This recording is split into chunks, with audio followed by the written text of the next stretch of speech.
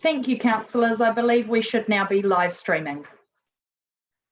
Thank you for that, Hannah, and good afternoon to elected members and staff, and to our public who are out there watching our live stream today of the meeting of Committee of Council today, the 4th of May. And as you will be well aware, we are conducting this meeting by audio-visual link via the platform of Zoom. So I would call for any apologies. I believe His Worship is having some technical difficulties and we're waiting on him to get in to the meeting.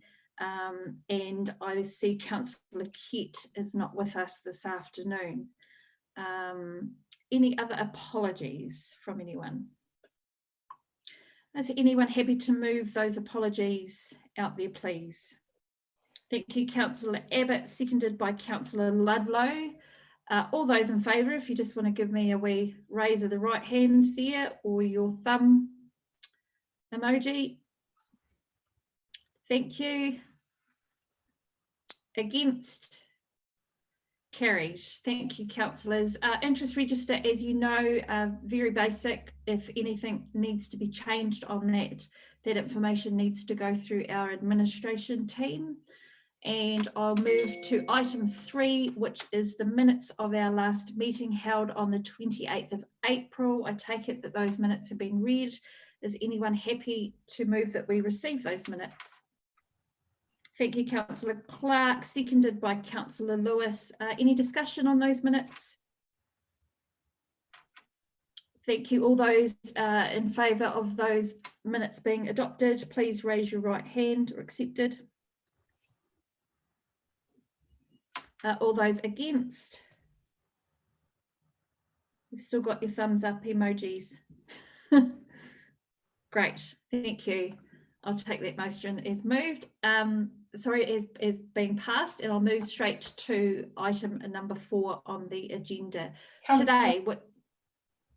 Councillor Biddle, apologies. I believe those minutes should be confirmed as a true and correct record. Unusual for a committee, but this committee has a wide range of powers, and the minutes of this committee at this time stay with this committee. So if your mover and seconder could adjust accordingly. Great. Mover and seconder, happy with that? And all those in favour? Thank you. Carried.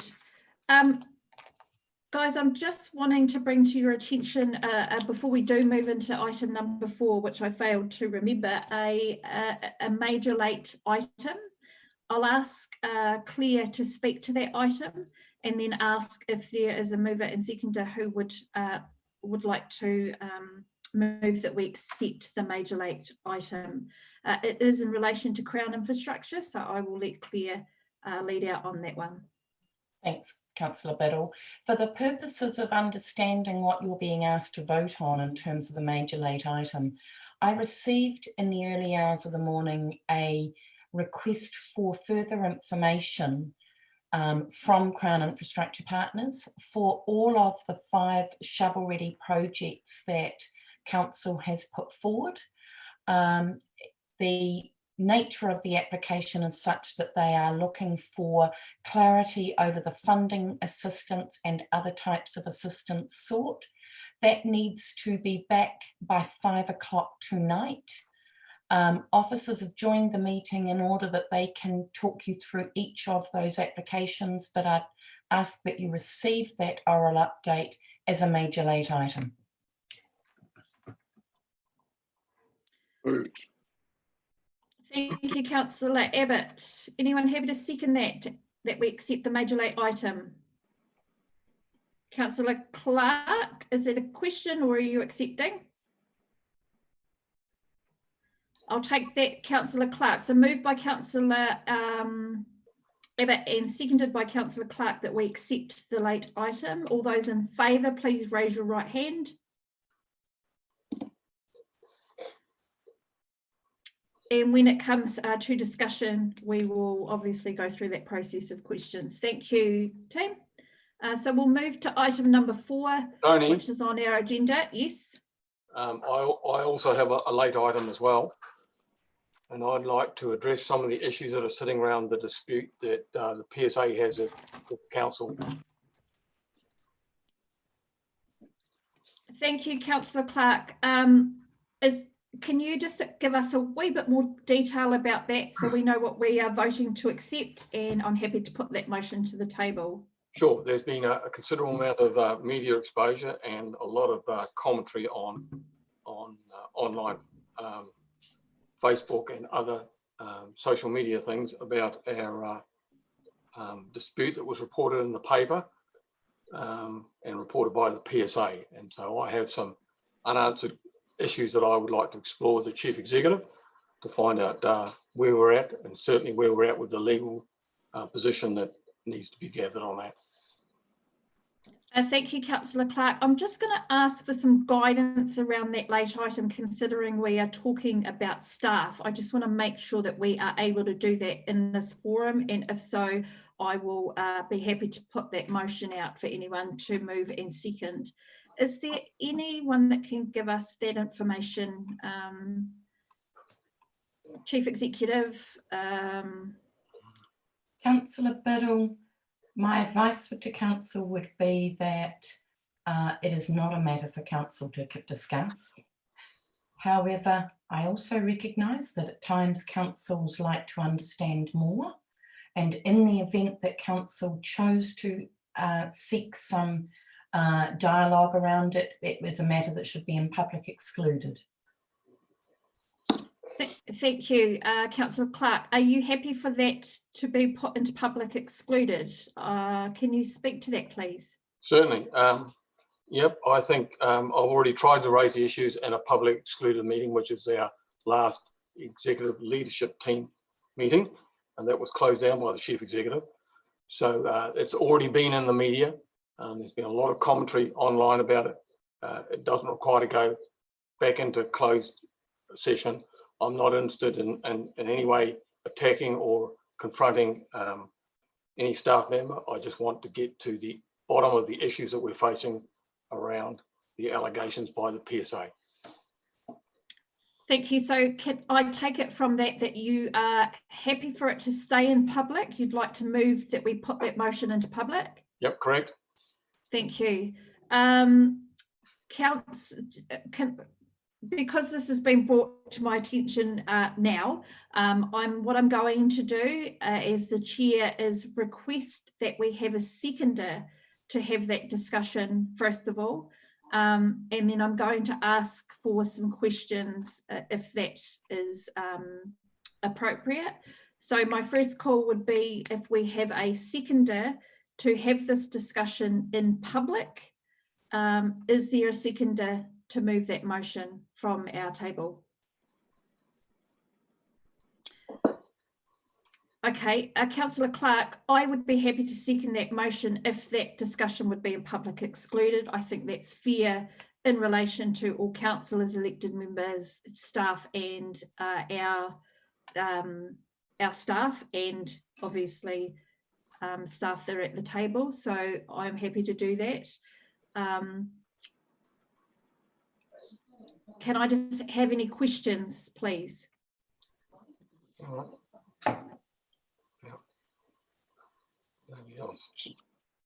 So I need to know from you, Councillor Clark, if you would like that discussion to be had in public excluded today.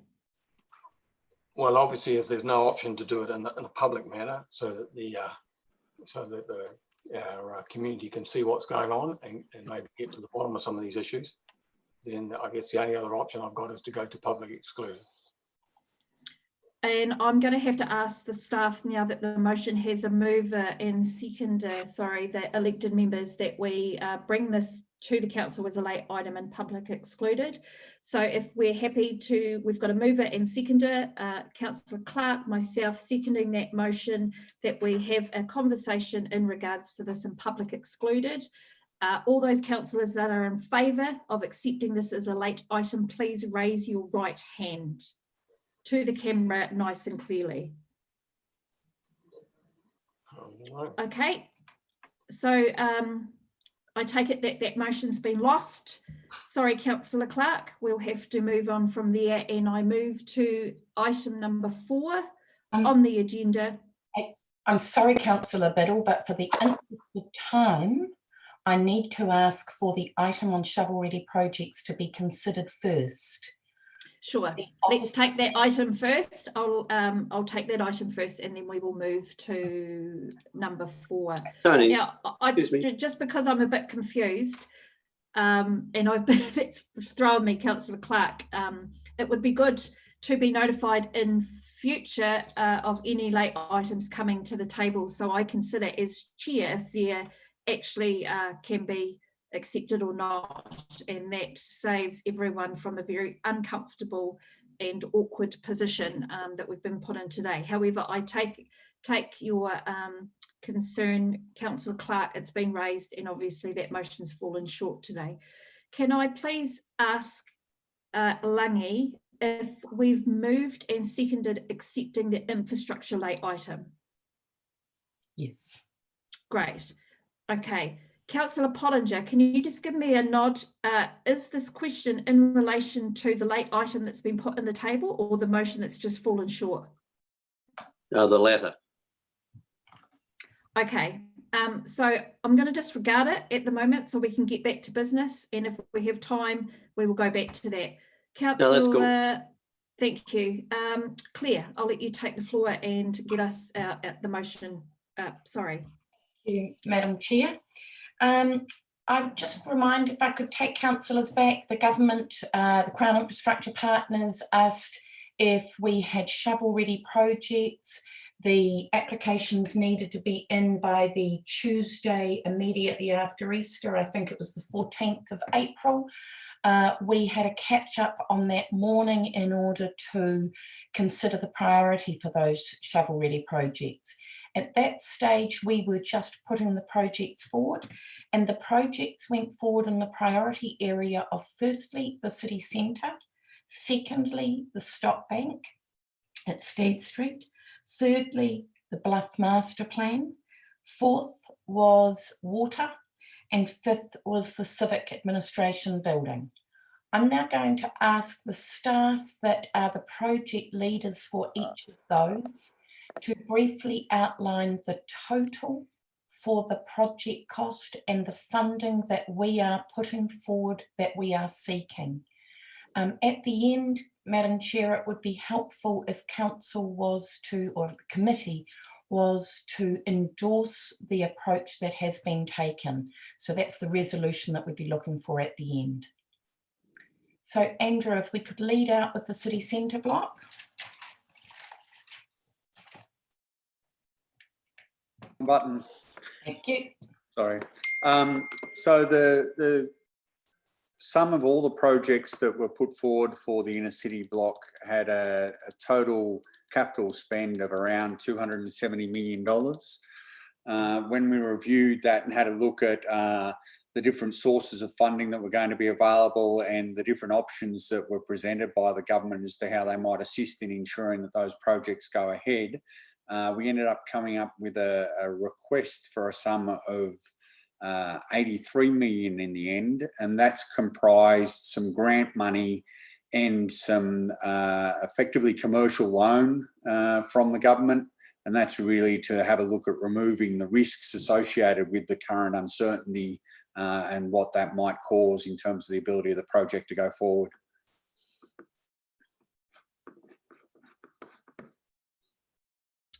Thank you, Andrew. I think I'm going to ask questions as we go, so there's no confusion, if that's okay. Councillor Abbott. Yeah, what's the value of the commercial loan in that?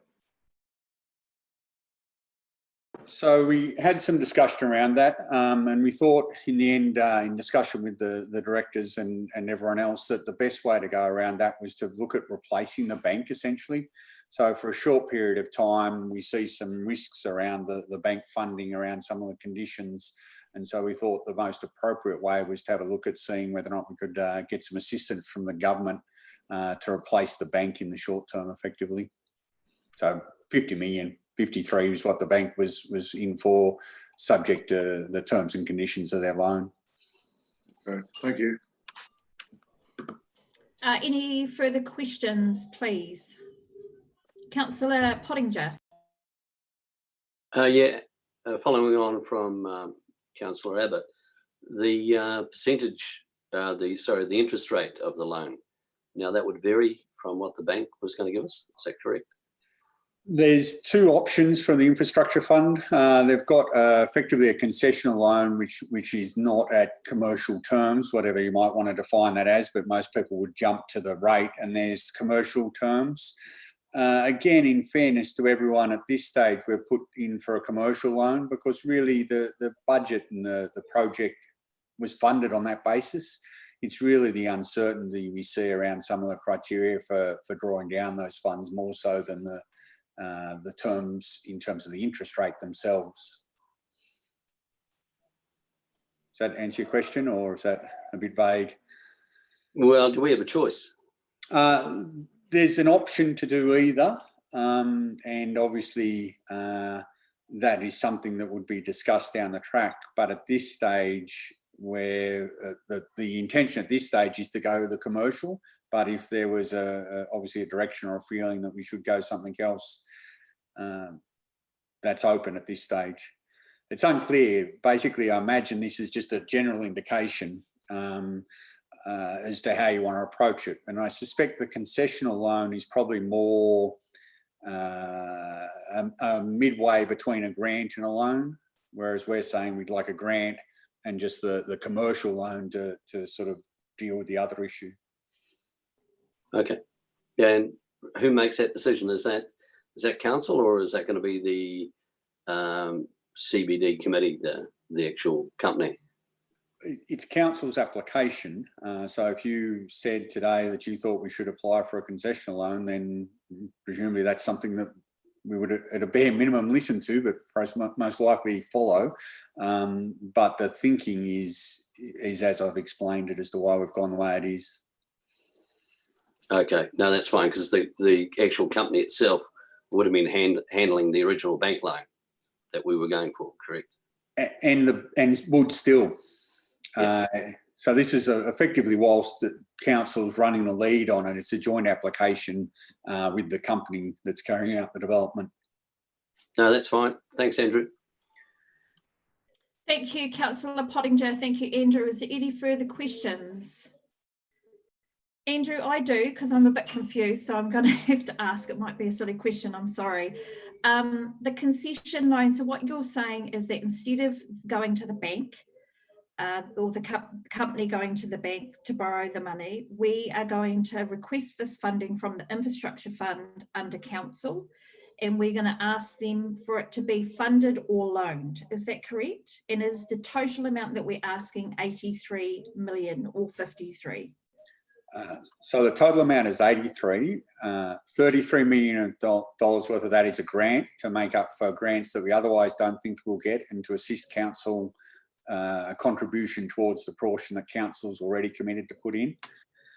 The loan amount is to effectively replace the bank loan in the short term. I wouldn't expect, and a lot of these things are still uncertain at this stage, but I don't expect it would be like a bank loan that you would roll over from time to time. If the government goes down that path, they would be considering things like a short-term failure in the system that they need to bridge a gap for. So I suspect it would just be a short-term loan, and there'd be probably an expectation that we would fund that from the bank sometime shortly in the future. And mate, can I ask what the advantage, I mean, clearly the advantage of a $33 million grant is self-explanatory. That's not something that we would have to pay back, but the advantages of doing it this way than the other? Basically what you're looking at is a slight variation on the commercial terms as to why you might be able to draw the loan down. There might be, without going into sort of commercial realities, which probably isn't appropriate in a public forum, but there might be reasons why the market's failing, which means you can't draw down that bank loan for some reason. So it just removes the risk that whilst you've got the ability to borrow from the bank, for some reason you can't get all that money at this stage. but the expectation would be that in the short to medium term, you would be able to draw that money down from the bank. Thank you. And there's no additional risk to council as a result of doing it this way? The loan itself would be taken out by the company, so there's no change in the risk profile from that perspective, but obviously ultimately council's a shareholder in that company. Obviously it would de-risk to the extent that there's any grant, it reduces council's exposure to development, so that reduces the risk. Thank you, Andrew. Any other questions for Mr. Cameron? No, we'll just move on to the next project. Thank you.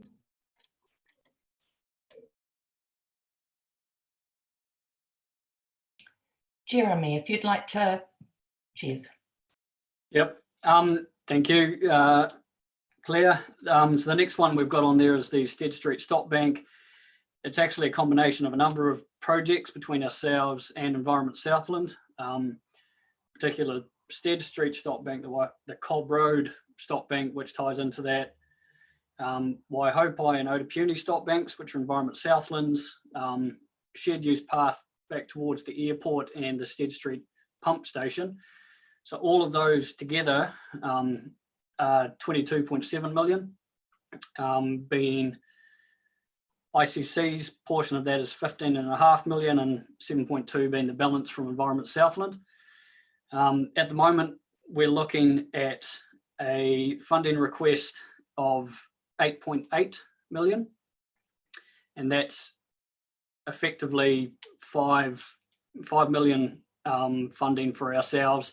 Our Environment Southland are looking at 50% of their funding, of their portion. And so there'll be a question for committee as to whether or not we look at asking for 50% of our portion as well, which would take it to 11.35, being half of the total project.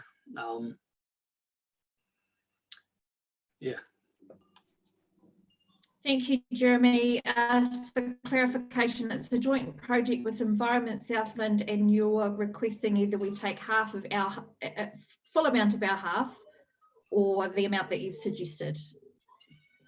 Mr. Abbott, Councillor Abbott.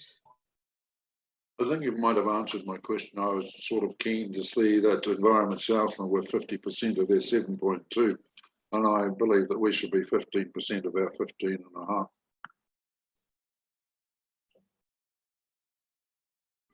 Any further questions, councillors? Anyone, just so you've got some leeway, Jeremy, what's the question you would like to ask us to maybe give you some guidance on here? Is it whether we take the 50%? Yeah, I think, yeah, that would be, it's really assuming we would match the request from Environment Southland for 50% of the funding, which would make it 11.35 million request in total, which would put us on par with Environment Southland's request. That's where I was coming from. And do you need a motion on that? I'll leave that clear. I don't think we need a motion. It was just some guidance around that. Is that correct, Claire? I'm happy that that's considered an undertaking, and we'll get to the end and endorse the lot. Thank you. Just for clarification then, before we move on, the expectation is that we would be requesting 11.35 million, which is exactly the same as Environment South. Is everyone happy with that? If you are, just give me a wee wave of the hand so we're on the same train. Beautiful, thank you, team. Great, and we'll move out to your next, to Alistair, if that's okay.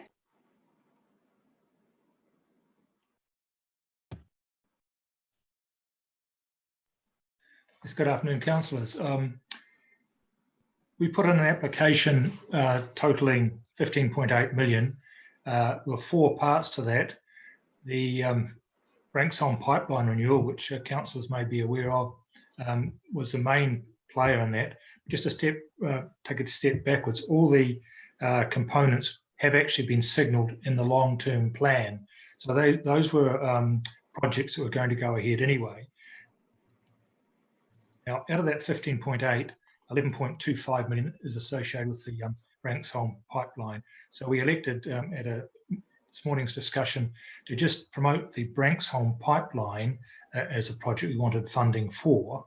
And the consensus of the meeting was that a third of that cost would be reasonable to apply for in terms of a grant. We felt that was the best chance of us succeeding in getting a grant. Make it too large and we probably would be struck off. So it was a subjective decision, but what we're asking councillors to endorse is the application for a grant of $3.75 million towards the Branksholm Pipeline Renewal Project. Thank you, Alistair. Any questions for Alistair around this particular project and the amount that we're being asked to endorse? Councillor Clark. Yes, Alistair. Just one issue, which was the issue of the alternative water supply. And I've seen some papers recently that suggested that we're looking to alternatives. And one of the options for treatment of an alternative water supply was to bring it through the Branksholm system as opposed to having a separate plant. Will that change what you're intending to do in this project? No. Perhaps, Councillor Clark, I can speak to that later on in this meeting when the update for the emergency water supply is we put forward to the meeting then. But as I understand it, the shovel-ready projects are really meant for projects that are going to happen in the next 12 months. Now, the development of a emergency water supply is not scheduled till halfway through this decade, around about 2025. So in terms of a time frame, the development cost is not to be considered. I mentioned earlier that the total package I'd put forward for consideration was initially 15.8, made up of 4 components. And there was a small component in that for the alternative water supply to complete the investigation works, something less than $300,000. But that has dropped off. We took the view that if we were going to be successful in getting funds from the government in terms of a grant, that's money from the Crown, we're better to tone set our sights a little bit lower and aim for the Branksholm pipeline contribution, which is by far the most significant project we have in the next year or so. Thank you. Thank you. Thank you, Councillor Clark. Thank you, Alistair. Any further questions? Great, thank you. I'm not sure that I'm seeing everyone, so I'll give it a go. Is it Jane or Pete? I'm not really sure. Sorry, Claire, I might ask you to lead out. I think Michelle hasn't had the opportunity to talk about Bluff yet, so let's hear from her. Thank you, Claire. So the Bluff Master Plan project is another shovel-ready application. The project actually consists of a series of projects, all through which the Bluff Master Plan, which is not yet finalised, but it's getting close to it, they all fall within that master plan. And this application has been made on behalf of the Community Board, who are well involved in the project. So projects include, and the key ones I'll mention are the Invercargill to Bluff Cycleway and the Bluff Boat Ramp in particular. There are some other more minor projects, including information kiosk development, some recreation precinct improvements, and others. So this project comes to a value of $11.7 million and with a deficit of $7 million. However, we are proposing a grant of $4.15 million. And we see, as Alistair's alluded to, we see that as an amount that will give us the best chance of succeeding through this process. So, so we've done some calculations, believe it will give us the best chance, but it also means that we'll be able to get this project moving. Thank you. Thank you, Michelle. Councillor Clark. Yeah, Michelle, just on the issue of the volumes that are involved now, I thought the baseline criteria for the Crown infrastructure projects, where the projects had to be more than $10 million. So are you suggesting that the projects are still worth 11.7, but just that we're seeking a lower amount by way of a grant? Is that what you're saying? So the total project value is $11.7 million. We've already secured 4.7 million. We're requesting 4.15 million, and we will need to, we'll need to top that additional amount up, either through additional council contribution or other grants. But the project can still proceed with that minimum amount.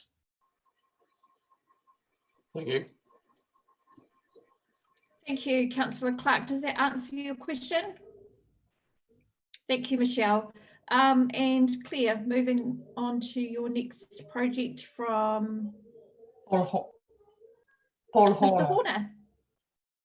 Horner. Thank you very much, and good afternoon, councillors. So the renewal work on the Civic Administration building has been put in the long-term plan for 2 and 3 years away at a value of $8.3 million. We've done a very recent re-estimation of that and looked at what we'd want to do. Should I say that 8.3 also included renovation work on about 2 or 3 of the floors, but not the whole building. So we've looked at what would be involved in renovation of the whole building as part of this. Recent re-estimate came to $15.6 million.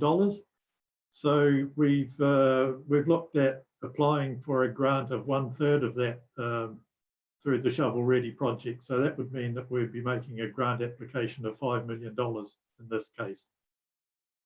But if that was to be the case, and the amount in the long-term plan of 8.3 still stood, then we'd be looking at doing a small readjustment to the total to something like a $13 million build in the administration building. The advantage we see for the Shovel Ready projects in this case is that the work can start in a fairly short period of time, and it would give a lot of work to local tradespeople in doing the renovation work, such as carpenters, electricians, plumbers, and so on. And that would be of value to smaller contractors in the city. Thank you, Mr. Horner. Just a question for you. My understanding was that project never made it through the first phase. So can we just have an update on that if someone can assist? As I understand it, it was, and I didn't attend that meeting, I just understood that it was the lowest. Councillor Biddle, two different things going on here, Paul. So at the councillor catch-up, the projects were prioritised and the CAB was 5th. Councillor Biddle's referring to some informal advice I got about the projects that had or had not gone forward. It would seem that irrespective of what we've been told about what has or has not gone forward, we have received this request in relation to all projects. Oh, that's great. That's a good outcome. Thank you. Any other questions for Mr. Horner? Okay, thanks, team. Claire, who's next on the list? Have we got one more? No, Madam Chair, that's the lot. And I think that you asked for just a brief roundup. So Andrew talked about $33 million in grants and a $50 million concessionary loan. Jeremy talked about the Steadstick flood bank and total project cost of about 23 mil. So it was agreed to go for 50%, 11.5 million. The Bluff master plan is looking for 4.15 million.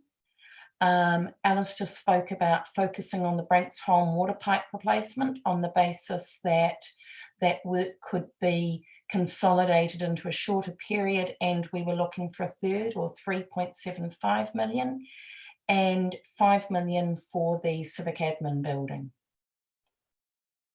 Thank you, Claire. Appreciate that. Councillors, I'll ask you now if you would like to endorse, if we could have a mover and a seconder to endorse these projects, please. Thank you, Councillor Lewis. Councillor Clark seconded. Any questions, further discussion on this?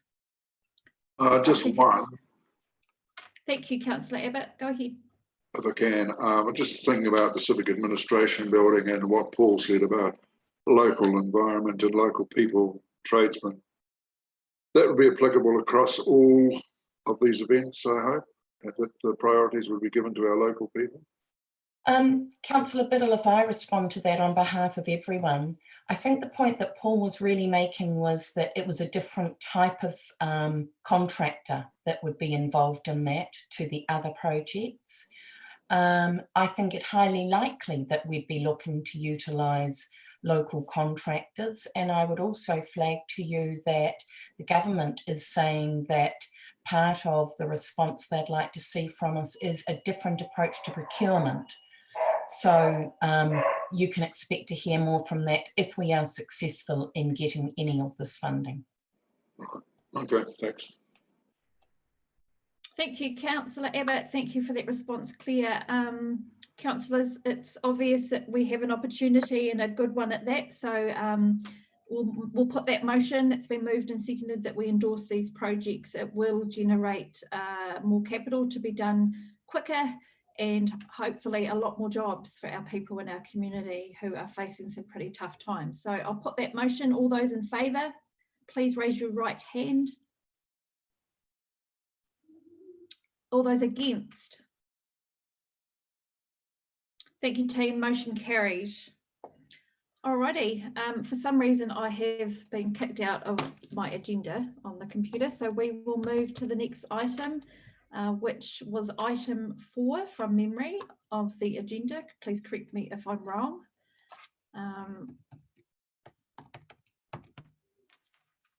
And I will ask Claire or whomever Claire's got to speak to that, please. Councillor Biddle, I'd just confirm we're talking about Derek Costello's legacy, and that would be Michelle Fry. Thank you, that's correct. Thank you, Councillor Biddle and councillors. So this item is, as you'll be aware, Derek Costello sadly passed away last year, and late last year he left a legacy of $90,000 to Invercargill City. In his will, he stated one part to the Invercargill City Council for community projects within the Ototara area and community. After a lengthy consideration, and thank you to Councillors Clark and Arnold for hosting the community meeting on the 11th of February, after extensive consultation with our own staff, looking at the strategic direction and reflecting the interest of Derek Costello as much as we could find out about him, we have made a recommendation that the bequest should be spent on one specific significant project, and that being Fossbender Park enhancements. Those enhancements include a comprehensive barbecue structure and complementary facilities that go along with that, as well as some amenity planting and other improvements like seating, but that will be at assuming the extent of the budget, so determining how far that goes. Yeah, so thank you. Thank you, Michelle. I take it that the report's been read by everybody and it was a comprehensive report, so thank you for that. I have a question from Councillor Arnold. Anyone else like to raise some questions here? Councillor Arnold and then Councillor Clark. Thank you. Yeah, good afternoon. I was just looking at the report, and I noticed that Derek Costello spent a lot of his time walking around at Ototara, and one of the things he mentioned that he was always looking for seats to sit on.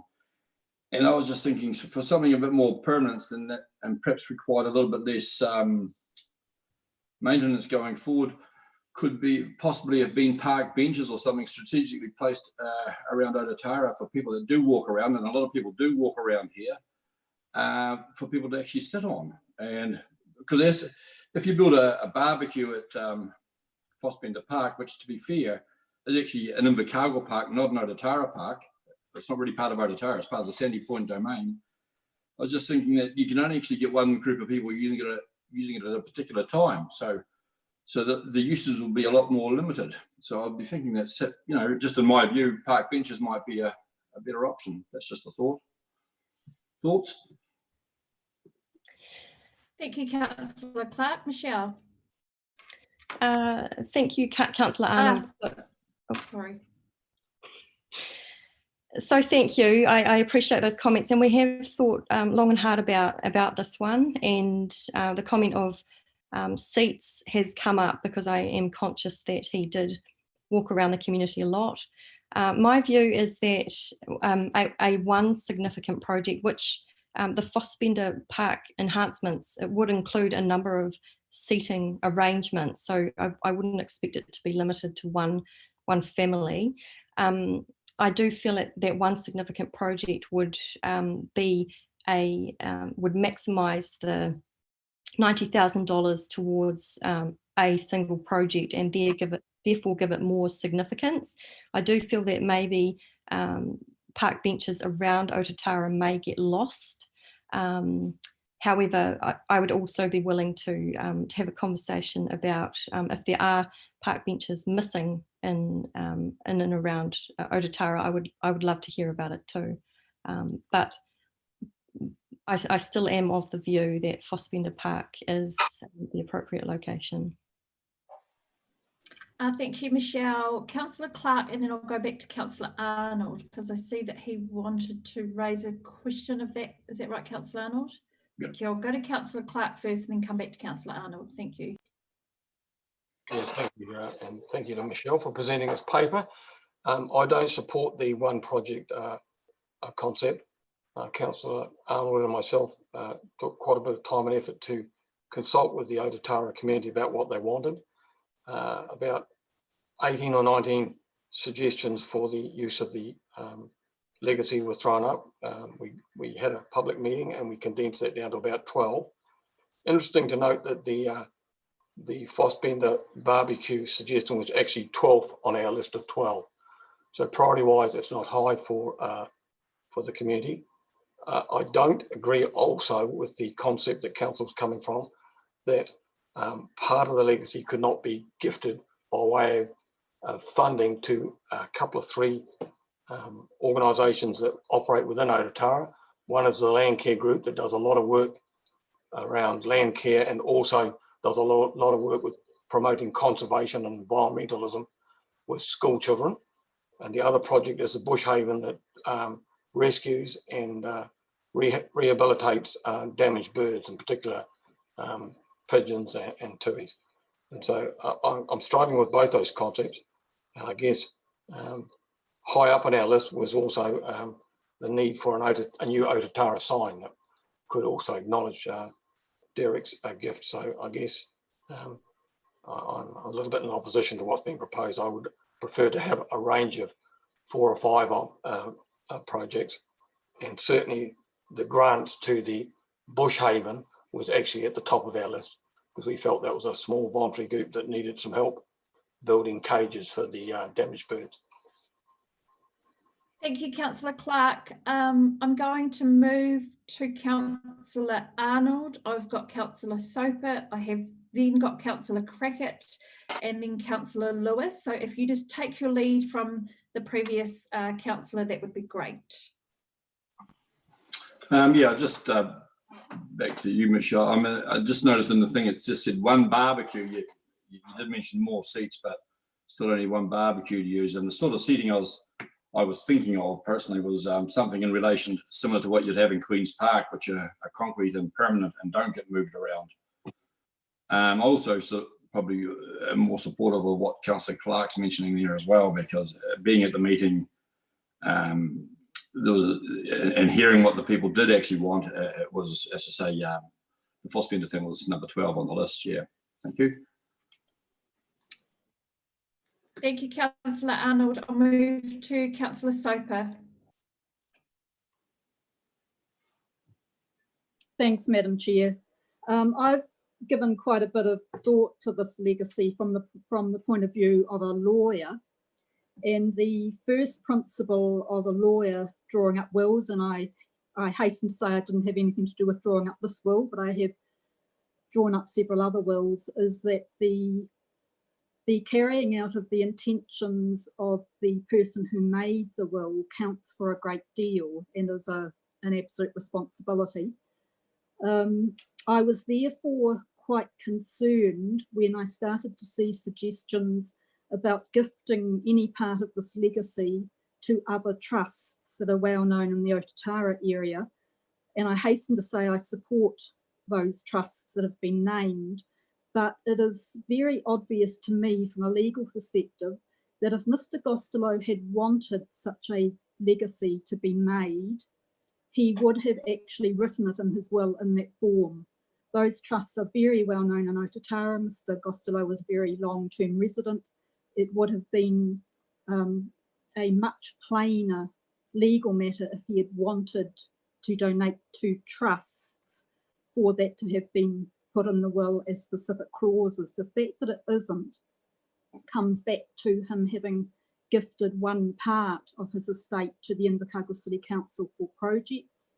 And it seems to me that what we have ended up with as one distinct project is in fact the best way to carry out the intentions of what Mr. Costello was hoping for in his will, something that enhanced the Otatara community and was in line with the things that he was involved in his life. So I'm very comfortable with the recommendations, and I would be quite concerned at giving any part of that legacy in a form that Mr. Costello did not intend his will to allow. Thank you. Thank you, Councillor Soper. I think Councillor Crackett and then Lewis. Thank you, Deputy Mayor Biddle. My question has mostly been answered by Councillor Soper. Actually, I was going to ask around the legalities of whether or not we could take a fund that had been bestowed to us and then just re-gift it. And my second question was around, since we had this community consultation meeting and this proposal was put forward as to what the community wanted to do with this money. It was a question of Michelle really as to if we strike out the donations to the different trusts, the second order of priority there is the bike training area for children. I was just wondering why that wasn't given a thought as to be included.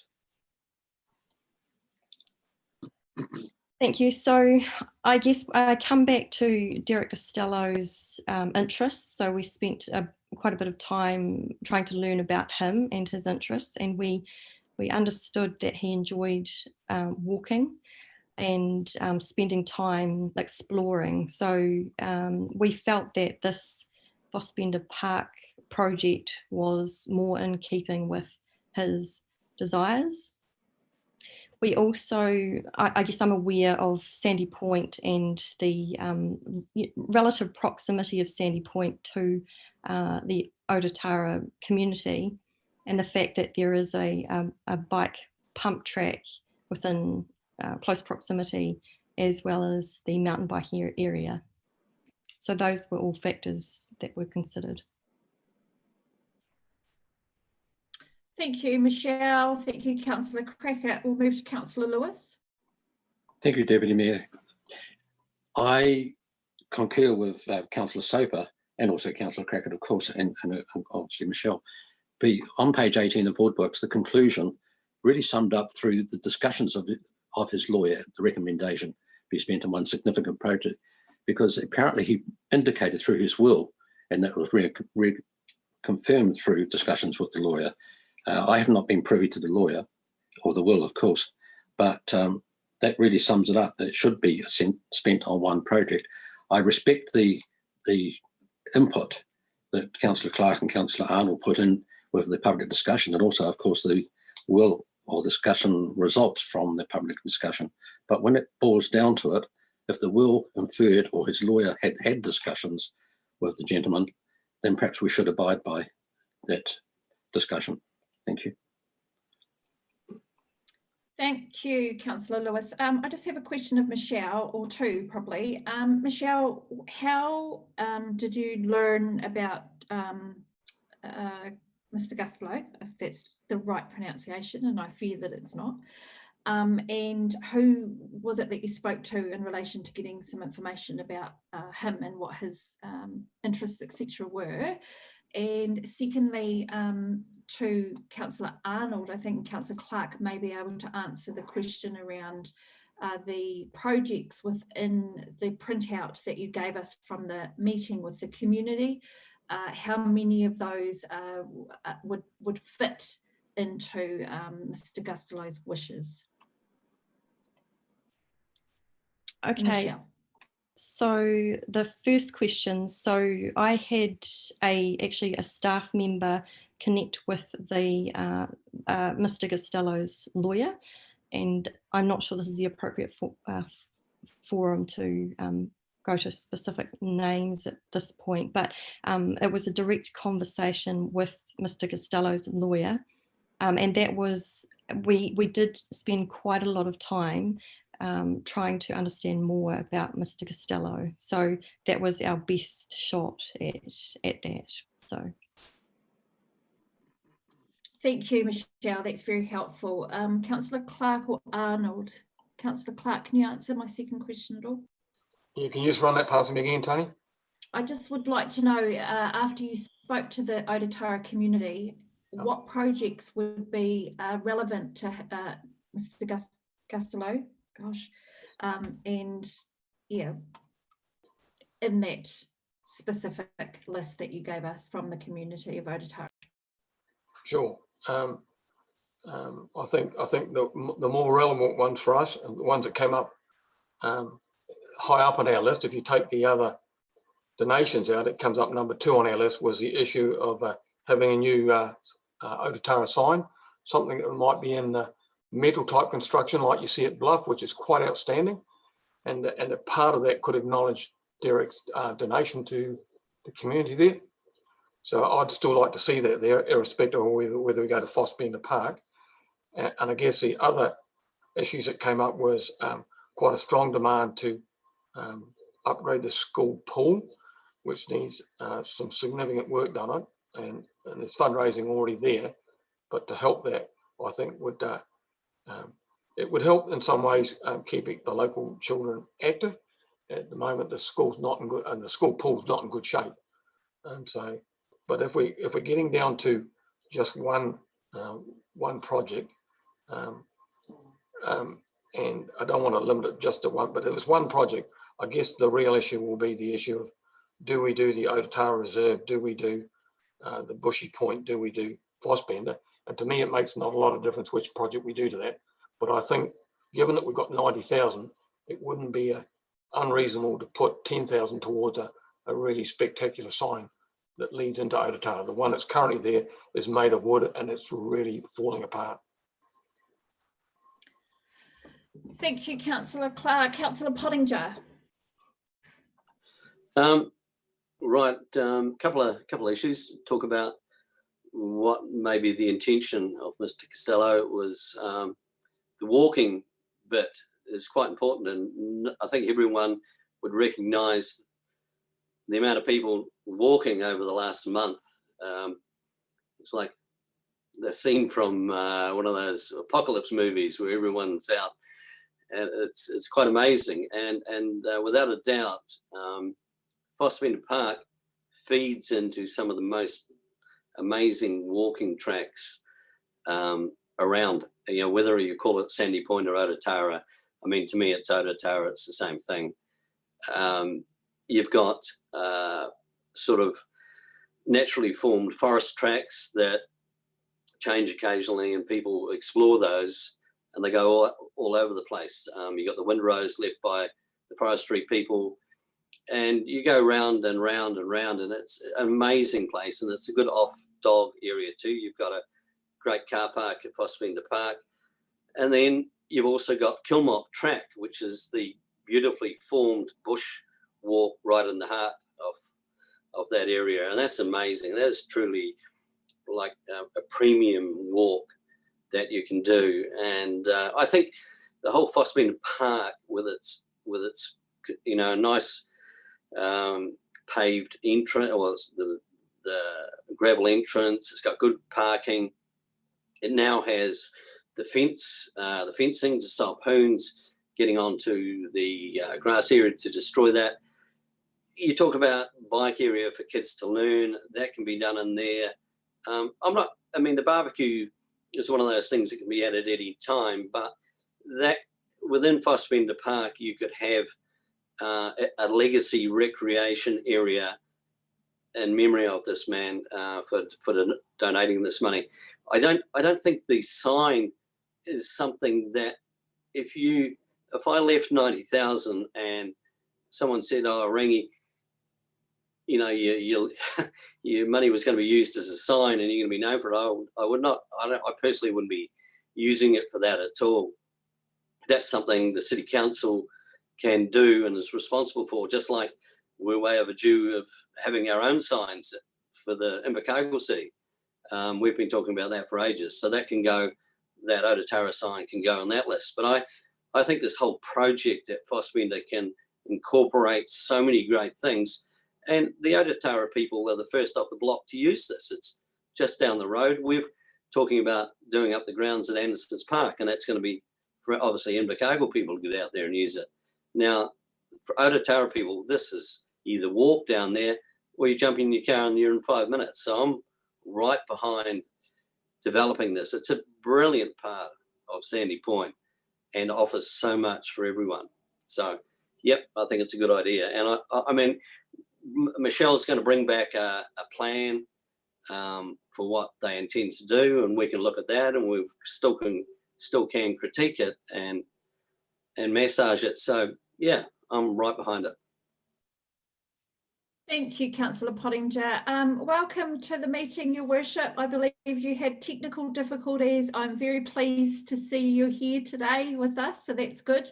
And just for your reference, we are currently on the item number 4, which is the legacy left by Mr. Costello. Third time lucky, I hope I've got that name correct. Councillor Clark. Just as an update, Tony, to the one of the requests for information by one of my colleagues, they asked about what projects were in the list that came from the community group around walking, and there were 3. One was a new track through Bushy Point. The second one was an extension of the Otatara Reserve, which is opposite the shop, that could be extended to go out to Marama North to create a better loop there. And then there was the issue of Fossbender Park. And I guess from my perspective, I'm not sure whether we need to start thinking about having CCTV in Fossbender Park, that's a cost that we should necessarily go to. I think we're better off spreading it across 2 or 3 projects, but accepting that maybe the most significant one is the Fossbender one. Thank you, Councillor Clark. So with that, Your Worship, would you like to speak to this particular item, or are you quite happy just to gather your thoughts there and catch up to the next one? Yes, so I'm just on catch-up mode at the moment, so that's Thank you, fine. Your Worship. The only problem, is it your hand, Mr. Scout? It is. Go for it. Through you, Madam Chair, and thank you, Michelle, for the very extensive report. Just for a point of clarification from Councillor Arnold and Clark, and thank you for having the meeting, which was interesting. But for a point of a clarification, at the meeting, were the group, the ratepayers group or the group that were there, aware of the legal definition of the letter received? Because that's actually, the intent is really important as we move forward. And the intent appears to be legally that a one monument or whatever it may be is in actual fact what would be, well, from the intent of the letter would actually be where we need to go. Was that explained to the group, either Councillor Arnold or Clark? Because I think it's really important as we move forward, when one wants to leave a legacy, it's important it's there for time and over time. And if you look at the examples within the city, there's some fantastic legacies being left. And if you look at the Burt Munro model that's there outside the gates, and there's many of them around. And I just think by decimating or diminishing, by having many projects, it diminishes the value of the bequest, to be honest. $90,000 is an awful lot of money, and we could do something very, very special, as Michelle has outlined. There's been a lot of work done on that, and I think we need to be very careful we don't move away from what actually is the intention of the bequest. And it's very clear legally that one project is the way to go. So to help me, was that group made aware of that? Thank you, Councillor Scout. Councillor Clark. Yeah, Nigel, I chaired that meeting. And no, we didn't say that it was required to be one project. And I see nothing in this paper that says it has to be one. That's just a preference from council. The other issue is what Leslie Soper raised, that had it been a gift to an organisation, then Mr. Costello may have gifted that, and I accept that. But at the time of doing that, we weren't aware of that. And as the report quite rightly says here, the money was gifted to council for council to determine what happens, but that is to be applied to the Otatara area and community. So we went into that meeting assuming that we had a range of options, but we certainly didn't have any understanding that we really need to focus on just one project. Thank you, Councillor Clark. Councillor Soper, and then I'm going to ask for someone to move and second those motions. Thanks, Madam Chair. I was actually going to offer to move it on by moving the recommendations as they stand. If someone would like to second that. Is there a seconder for that motion, please? Thank you, Councillor Amundsen. So the motion's been moved and seconded. I just have one question before we do go into that. Sorry, I forgot that I can ask questions too. My question is to Michelle. Bearing in mind that we have consulted the Otatara community, that has been done as per the decision that was made by Councillor Arnold and Councillor Clark to go ahead and consult the community. Is there any projects from the consultation process that happened with that community that could be considered within the Fossbender upgrades, i.e. the walking tracks as part of that whole holistic project there in Fossbender? Is that something that we could include, or is that just a very plain Fossbender Park only? So my recommendation is for one project. However, the Fossbender Park project in itself can be developed further. So that could include walking tracks, obviously not at the Otatara Reserve or Bushy Point locations. So it would be focused on Fossbender. And the reason for going for Fossbender as opposed to Bushy Point or Otatara comes back to that leaving a legacy comment. So we felt that at Fossbender we could really leave a legacy. While the improvements to those other parks would be beneficial, they wouldn't they'd potentially dissolve into the wider trail network, and you wouldn't see it. You wouldn't see the contribution. So that was really the emphasis on Fossbender. And I guess just to reiterate, it's certainly not an easy call to make on this recommendation. It could go any way, but we've made a recommendation. Thank you for that, Michelle. So with that in mind, we have a mover and a seconder for the motion that I'm just trying to get up on my computer, that the report obviously be received, and a very thorough report at that. So thank you to staff. That council approved the recommendation that Derek Costello $90,000 bequest be spent on option 3. One significant project, which would be the Fossbender Park enhancement. And with that motion moved and seconded, I'll ask you to vote for that. So all those in favour, please raise your right hand.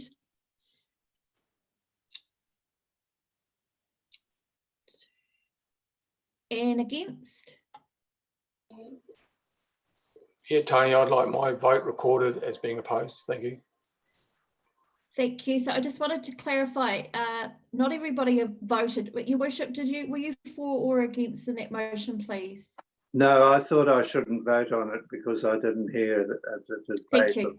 discussion that went on. I'd like my vote Thanks. recorded, please, Ms. Chairperson. Thank you, Your Worship. So just to clarify, those against who would want their vote recorded was Councillor Clark, Councillor Arnold and Councillor Abbott. Have you got that, Lani? Yeah. Thank you. Thank you, team. So we'll move on to the next item on our agenda, which is number 5, emergency water supply update and progress. Tony? Yes? Tony, just as one side issue, given that the decision's been made now, how does council intend communicating their outcome back to the Otara community? Thank you, Councillor Clark. Michelle? Sorry, could you please repeat that question? Oh, sorry, Michelle. Given that we had quite a large meeting by Otara standards, and given that there's quite a bit of input into this, and I've had people chasing me for the results, how do you intend to communicate back to the community that the outcome that we've got? And one possible suggestion could be that we put around a short one-page flyer that could be circulated into the Otara RD9 mail system that just gives people a bit of an update on the decisions that we've made today. Yep, I'd be really happy to do that, especially given the community meeting that has been held in advance. So yeah, I'll give you some details about that. Okay, thank you.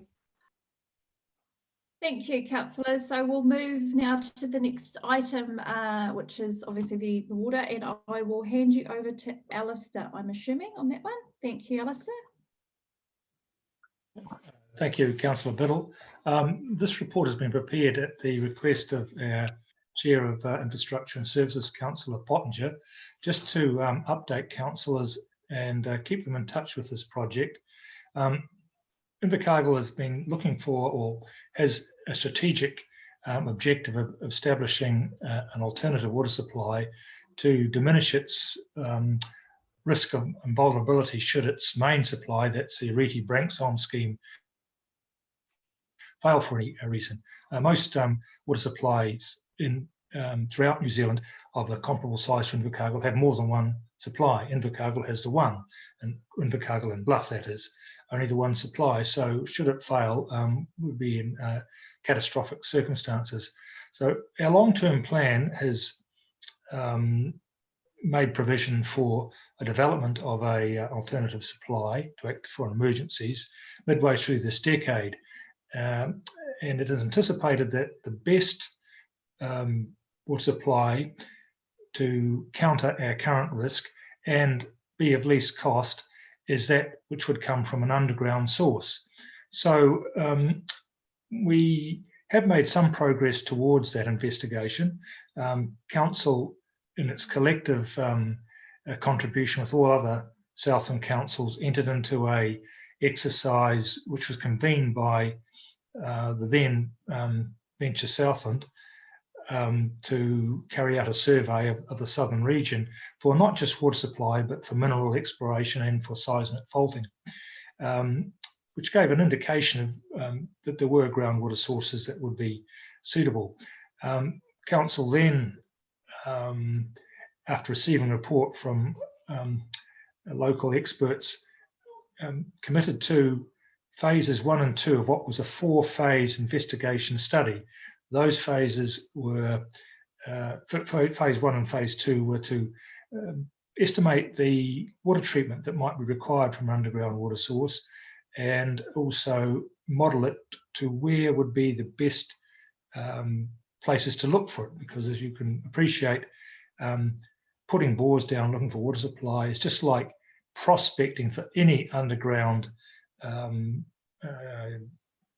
material, be it gold, coal, oil, water's just the same. There's quite an element of risk towards incurring huge costs if we don't use the best knowledge available to look for that underground source.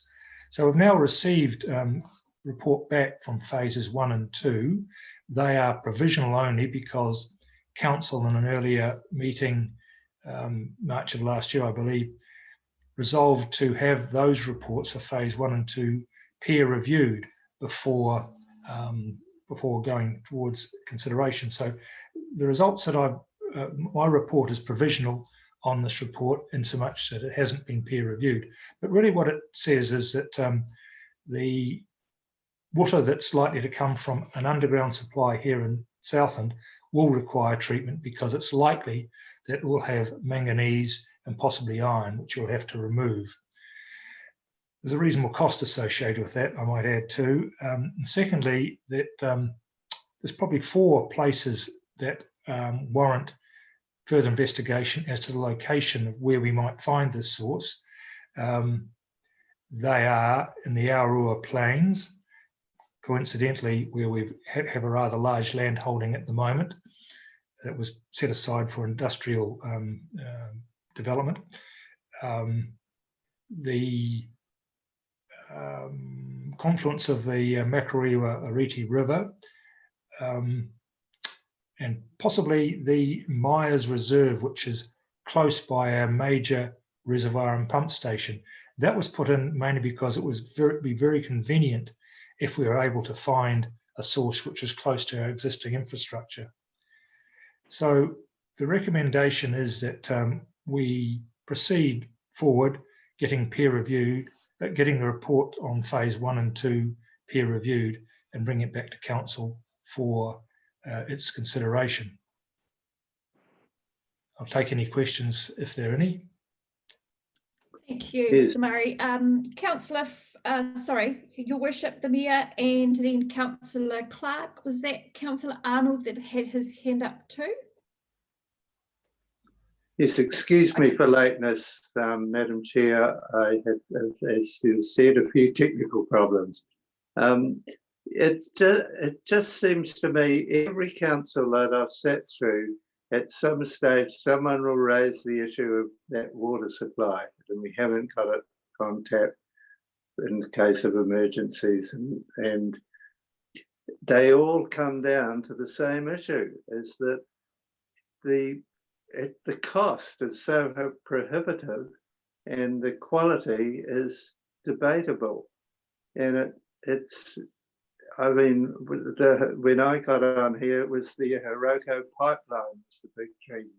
But when councillors discovered it would be over $20 million, which was a lot of money in those days, they seemed to sort of back away from it rather quickly. And I think I'm wondering whether it's worth looking at alternative systems, like getting all the water trucks registered in Southland, and just something that's cheap and not 100% what we wanted, but at least we had a system in place for a fire or for a severe drought, and it could be based around Waikiwi or Awarua. That's just my view on the subject anyway. Thank you, Your Worship. Alistair, can you speak to that? Yes, councillors. The major threat, I think, for the Invercargill Branxholme Ariti supply is drought. Now, if we are to protect ourselves against that, really a local river supply is not going to address it. The underground source was thought to be the best solution towards that, in so much that it's not affected by drought in the same way that a river source would be. It's also the least cost option. The lake supply, whether it be by Hauroko or Wakatipu, back in the year 2000 was estimated in excess of $50 million. So though they are very expensive sources, the underground supply even though treatment may or may not be required if we want to just take it in its base form, still represents the least cost option. Bear in mind too, we are only engaging in investigative works to try and size and look at the feasibility of an alternative supply. We're not yet committing to developing it. So this exercise is just purely to complete the investigation works for an underground source acting as an emergency water supply. Thank you for that. Councillor Soper? Sorry if I missed you, Councillor Clark. Sorry, Councillor Clark, then Councillor Soper. My apologies.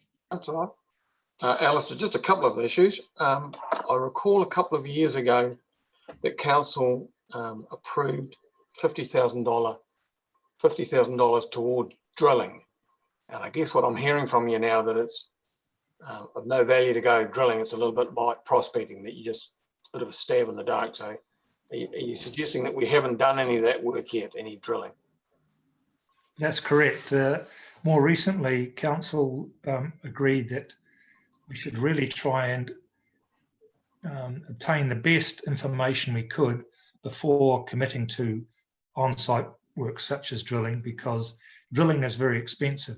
Yeah. And if it's not done, it's far better to obtain the expert advice using the best information available to guide us in our source for an underground supply. It's sophisticated prospecting as opposed to just putting down bores on colloquial say-sos of where water supplies are.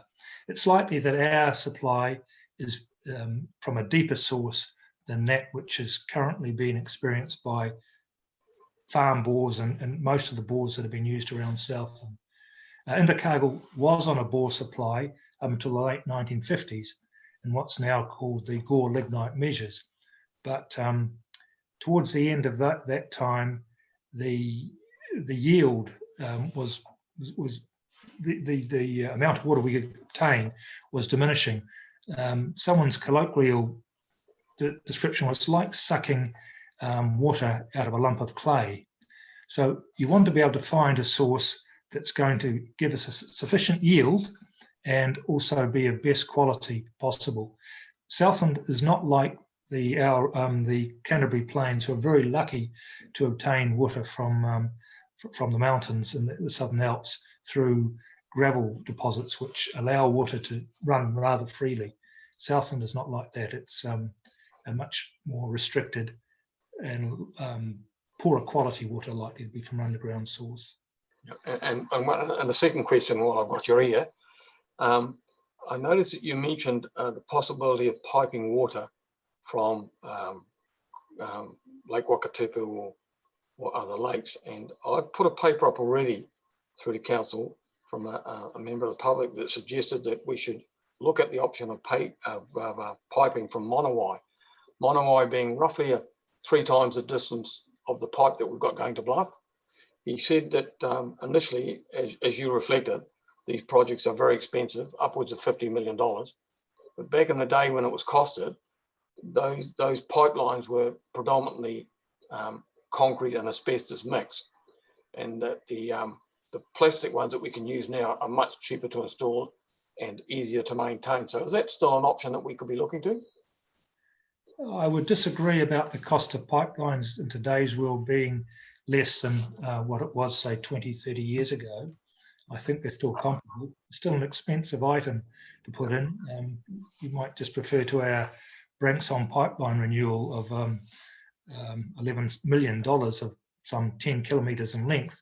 Putting pipelines through a great distance is a very expensive exercise. That's why an underground source close to our community is thought to be the most cost effective. I can't recall whether we looked at Monowai as a source. I know that Hauroko and Wakatupu were, but if I went back into the records, I might be able to find some information on whether or not Monowai was considered. I'm sorry, I can't give you that information. That's right, thank you.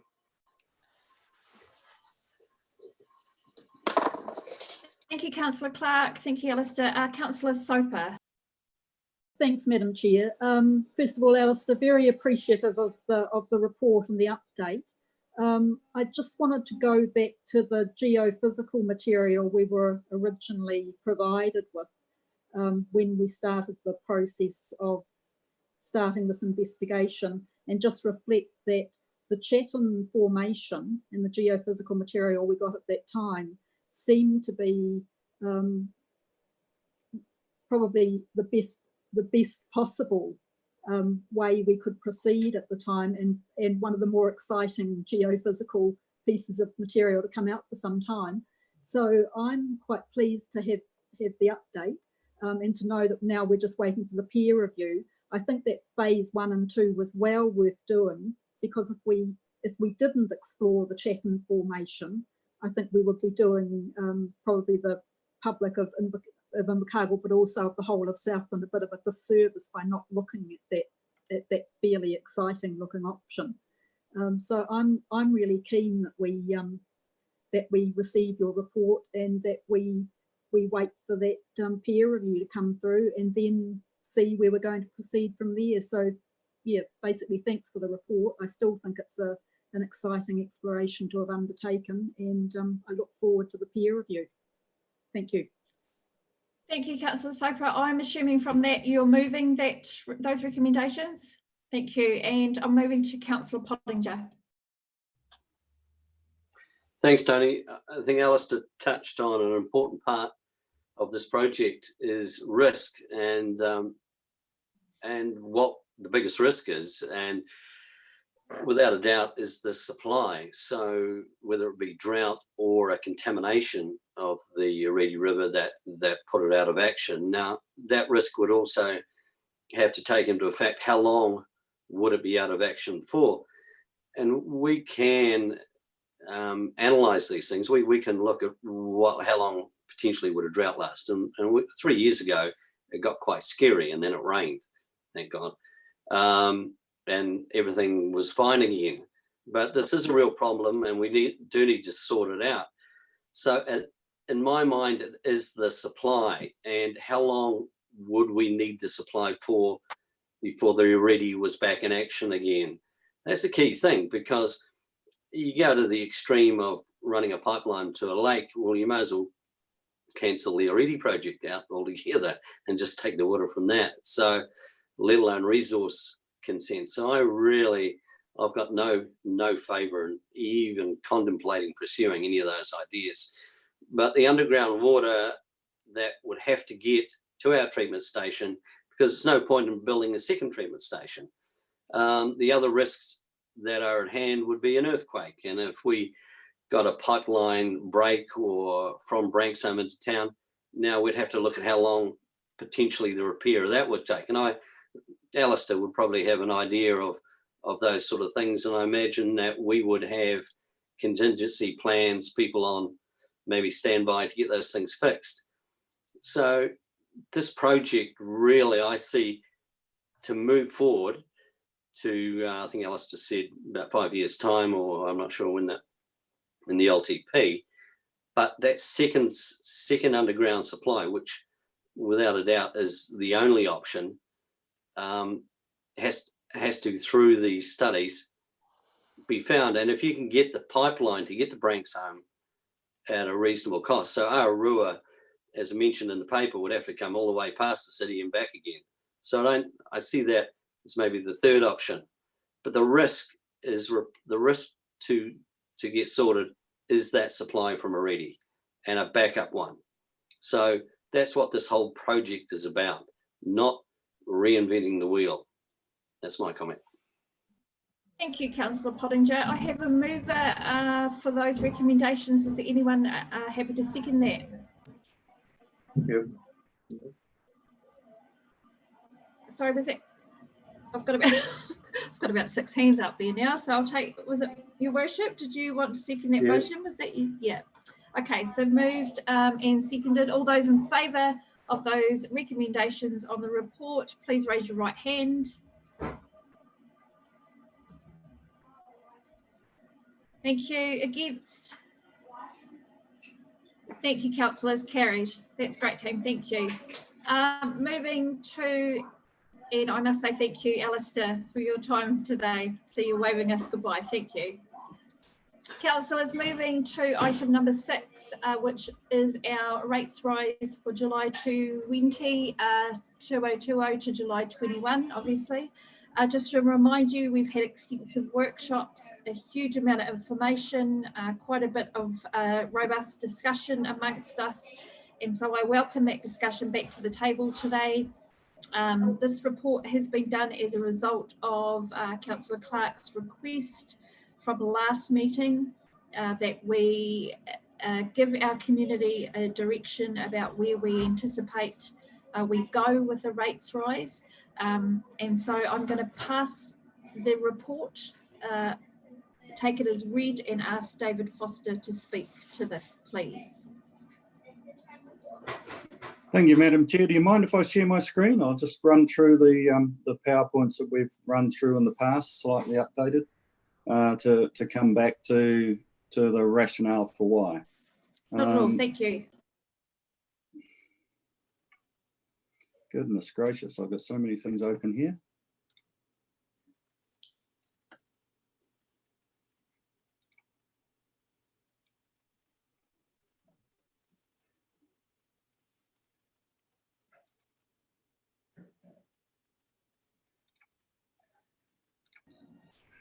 So obviously the thing that's sort of thrown the spanner in the works for all things in regards to our plan, because we were of course going to be out for public consultation on it by now, and then a rethink decided, well, let's go back to year 3 of the LTP. So the things that have impacted, obviously COVID-19 and following on the expected economic fallout from that, which people are predicting is likely to be 2, 3, maybe even 4 years long. Items that we've done to respond to that is a postponement of rates. You'll notice that there's an awful lot going on in the media about capital spend, and general economic theory runs down the track that whenever you go into a recession, the public sector should actually start capital spending, because capital spend leads to jobs. It also enables infrastructure to be built. Often in a recession, you find that because there's levels of unemployment, it's a good time to go out and do capital work because it can be cheaper. And finally, there's the one on rates, because you will be aware that at one stage we were talking about a rates rise as high as 6%. We've gone back clearly to review that. So the big thing we're running into in the mix of it is a significant level of uncertainty that's really rocking the status quo.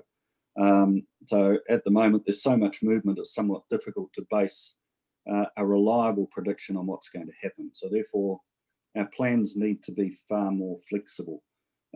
So in doing that, we've got to be able to respond to a number of things. The economists are picking a significant rise in unemployment as high as 10%. I heard something yesterday that was saying that 1,000 people around the country are registering for the unemployment benefit every day. So that's starting to become very real. The other one I've referred to in the past, element from Shamobel Ekwab, of the things that he has been talking about going on. And while people talk about reductions in gross domestic product and so on, we've got to remember that the hits that are going to come from this are going to be to the individuals. The GDP is a summary measure of what's happening in regards to individual households and individual businesses. And the key suggestion that's coming out from most people is be very generous to those people who are really struggling. And so therefore build in the capacity and the flexibility to be more generous to those who are really struggling, rather than giving a small amount across the board to everybody. So GDP is, as I say, simply the sum. Where this flows into our thinking about the annual plan is wage inflation is going to fall. Now, we had predicted around about 2%, 2.3%. For wage inflation flowing through into the long-term plan. So that was factored into our 3.5% rise. Interest rates are still falling compared to our LTP. And the economists are picking that they're going to stay low for longer. And a reason for that is we see that the government have lowered the OCR, and the predictions are that it will stay low. There's even talk now, or rumours, that it may go into negative. We won't go into that, but it is an example of how low they're looking to take it. The other one that we're going to run into, more people will struggle to pay their rates through unemployment and other bits coming in. And different communities will have different impacts. So this is going to impact on us different to say, Queenstown. But also within our community, we're almost certain to see that different parts of our community are going to be affected differently.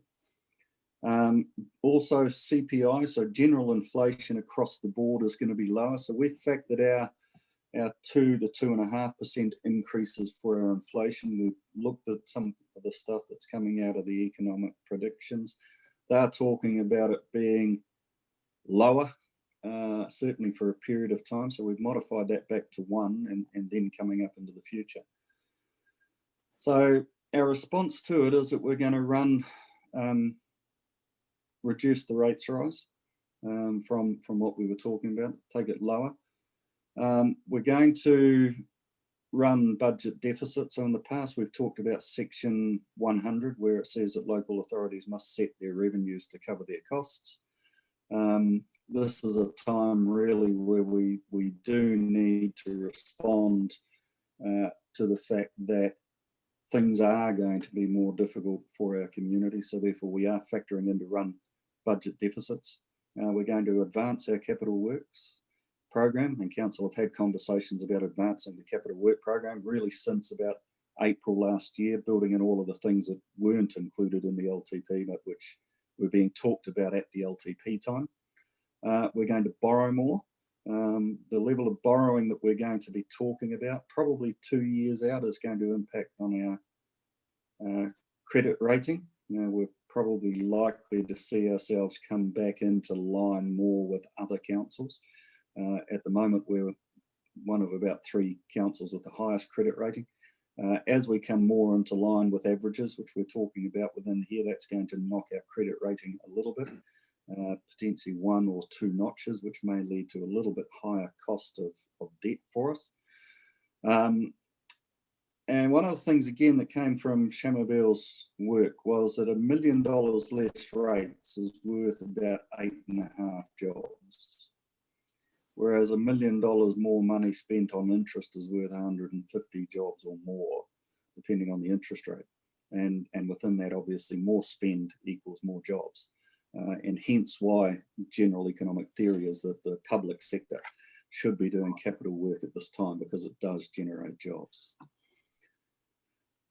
We've already talked about the rates postponement policy. It's out, will soon be out for public consultation.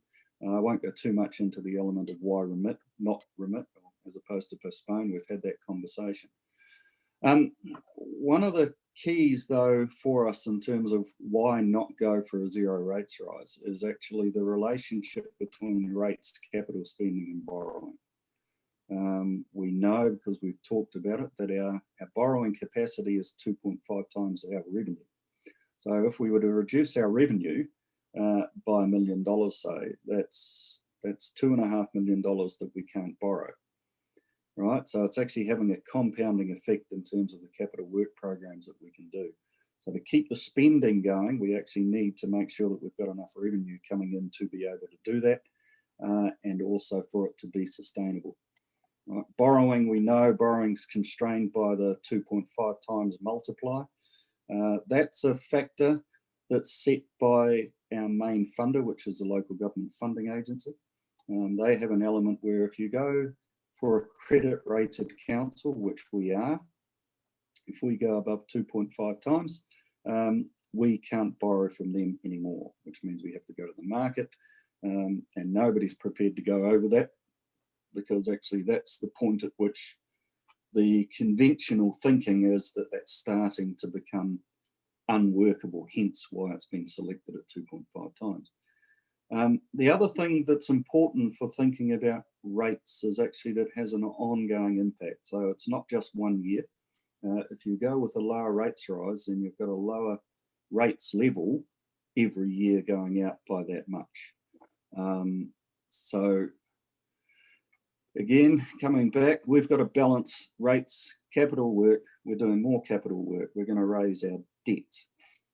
So the capital work's going to be funded by debt. It's going to be less funded by rates because we're talking about lower rates rises. So we've got to keep that balance in here. Hence why we're saying don't go with a zero rates rise. To give you a number, a zero rates rise would mean you would have to trim $16 million off the next 10 years capital work program. And if you're going to do that, you're going to have to trim it from the nicer to have capital works because you can't trim it off the renewals. Right? If you're going to trim it off the renewals, then we're going to run into all sorts of problems, partly with auditors in terms of a robust, sustainable LTP. And to give you an idea, our capital work program is roughly 400 million over the 10 years. That's the revised one that we've been doing our projections on. 300 million of that is in renewals. So the amount of money that you've got for the nicer to have, such as the inner city, the ACI, museum renewals, those sorts of things, they are 100 million. So if you're going to go at a zero rates rise, you're going to have to trim that capital work program by 16%. That's fairly sizable. Central government and one of the ministers have recently made an announcement that council should not go for a zero rates rise and expect the government to backfill it. The government is looking for councils obviously to do their part in terms of the recovery, and that actually means they're prepared to co-fund, but we have to be able to pay our way. Now, our LTP for this year was 3.5%. The following 2 years was 5% plus 5%. So we're effectively talking about 14% rates rise over the next 3 years. And so in that context, if you were to go with zero, at what point do you recover it? We've already talked about how much zero is. So what we're modelling is effectively that 2% is a significant reduction. 2% is going to be a stretch for us probably for the next 3 years, but it is a possibility. Right? So running at this, I've modelled actually 2% running out for a number of years. It's tight, it's incredibly tight, and it would require significant amounts of efficiencies and tightening the belt to be made, but we have looked at that. So 2% is a sustainable rates rise for the next 2 to 3 years. It's workable. I'm trying to find how I can unshare my screen. I've got the model available, but I'm not sure necessarily that we need to go through that. One of the things that is significant in terms of the modelling is the extent to which a zero rates rise blows our deficits out of the water. So at the moment, we're modelling around about $17 million of deficits for 10 years. It slowly recovers. If you go with a zero rates rise, you're going to effectively blow that number out to about $30 million in deficits. And $30 million in deficits is going to create problems. So really one of the major issues with zero is it's not sustainable. At some point, you're going to have to recover it. This is not a 1 year issue that we're going through. It's a multi-year issue. Most people are predicting that this is going to go long and deep. We've already had a bit of conversation about that. So whatever we do, we've actually got to be measured in terms of that response. We have modelled 2% as being sort of workable. It's going to take quite a bit of work for us all collectively to go through and do that. The Chief Executive has already highlighted that as a possibility for us to be working through. So I'll leave it there, Madam Chair. Any questions, obviously, happy to take. Thank you, Mr. Foster. I just have one question before I ask for any more. The average rate take for Invercargill, what is that roughly, and in percentage, what would the average percent be in monetary amount value for people, for public? For I think the average was about $2,144 per annum was the average rate. Yes, I was trying to work that through. It was about that. I did that calculation and forwarded that to you, Madam Chair. It is around 2,150, as you say, plus or minus $5 or $10. 2% of that clearly would be $40, $42 a year. Okay. So that's what, 80 cents a week. Thank you. Questions for Mr. Foster? No questions, councillors. Thank you. Councillor Arnold, Councillor Clark. Just one quick question, Dave, just for everybody. Just could you explain why, again, just quickly, why not use some of the cash in the bank, you know, that we've got in reserves for renewal works? I think in the mix of it, councillors, we've already factored all of that in. Right, if you recall, when we go back, we've talked about net debt.